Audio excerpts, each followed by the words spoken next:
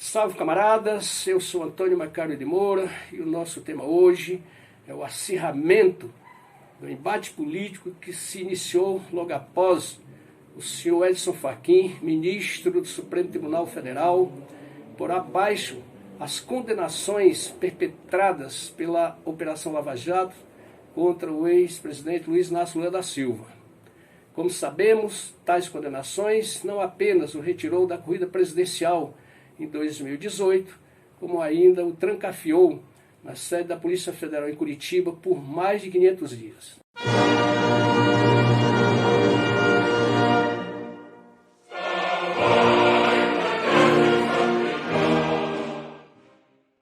Mas antes de adentrar o nosso tema, propriamente, vou fazer aqui uma observação de caráter histórico que me soa importante para demarcar o momento político de duro conflito, mas principalmente a peculiaridade de processos como esse movido contra o ex-presidente pela Lava Jato.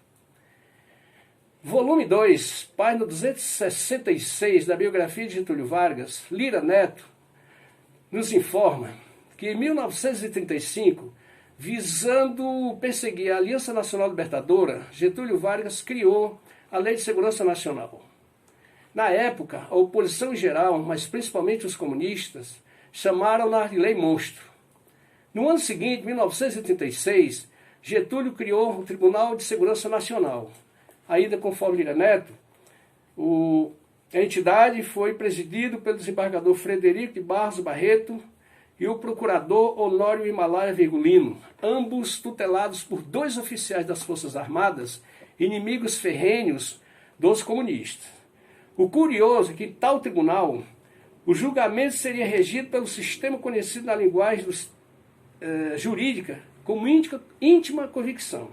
Ou seja, os juízes arbitrariam de acordo com suas certezas pessoais, sem necessidade de fundamentar os votos em provas concretas. Os advogados de defesa teriam apenas 30 minutos para tentar convencer os magistrados da inocência de seus representados, sobre quem, aliás, recaía o ônus da culpa presumida, e até que se provasse o contrário, eram todos considerados culpados.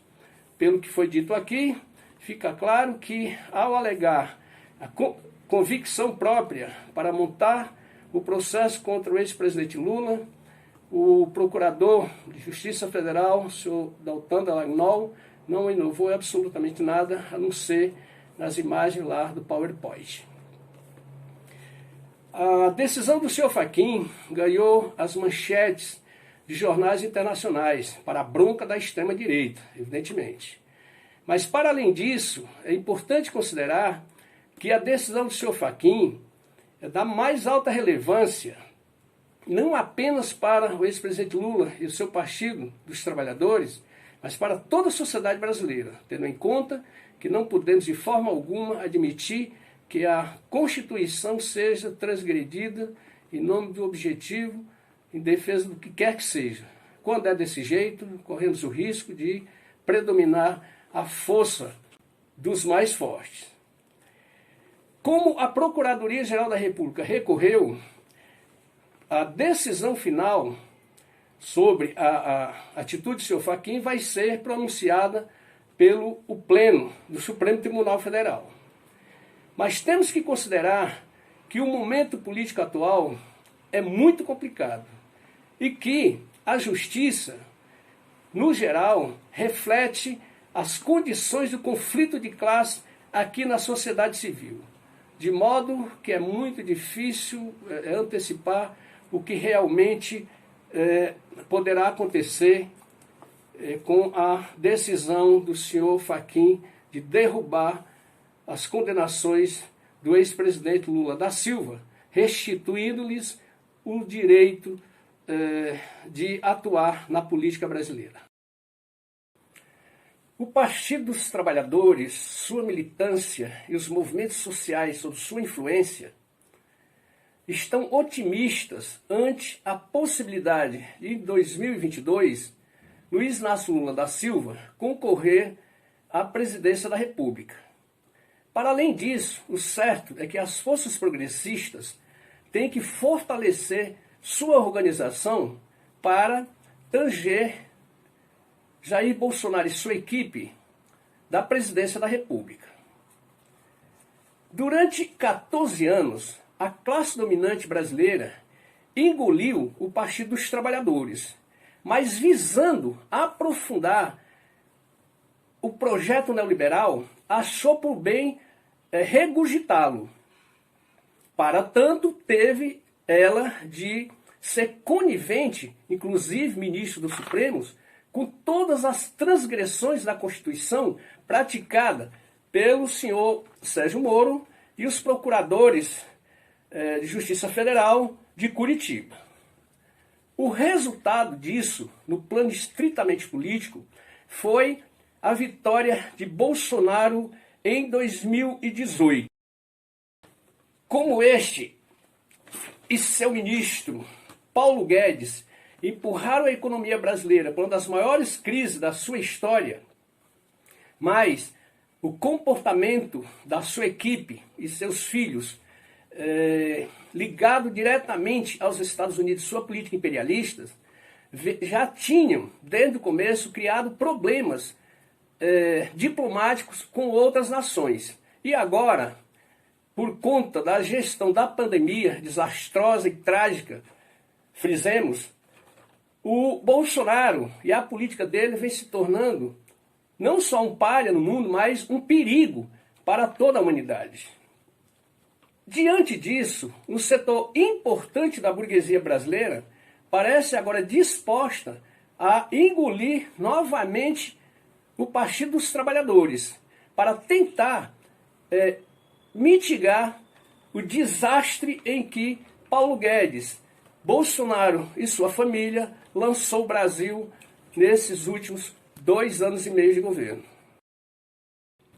Tanger Bolsonaro e sua equipe do governo federal é o primeiro passo. O segundo é substituí-lo por uma liderança preferencialmente na esquerda. Mas existe um outro problema muito mais difícil de resolver. Trata-se da extensiva e profunda crise social e humanitária que herdaremos dessa desastrosa administração inevitavelmente. E nesse ponto impõe-se fazer uma reflexão histórica. Quando na segunda metade da década de 70 a classe dominante e a caserna colocaram em marcha a transição do regime bonapartista, ditadura militar, para a autocracia burguesa institucionalizada, que eles chamaram de redemocratização, e é assim conhecida até hoje, inclusive pela esquerda, lamentavelmente, no mesmo período, José Chazin publicou um conjunto de textos nos quais ele nos diz que conquistar e reestabelecer o Estado de Direito era da maior importância para a sociedade brasileira naquela conturbada quadra histórica.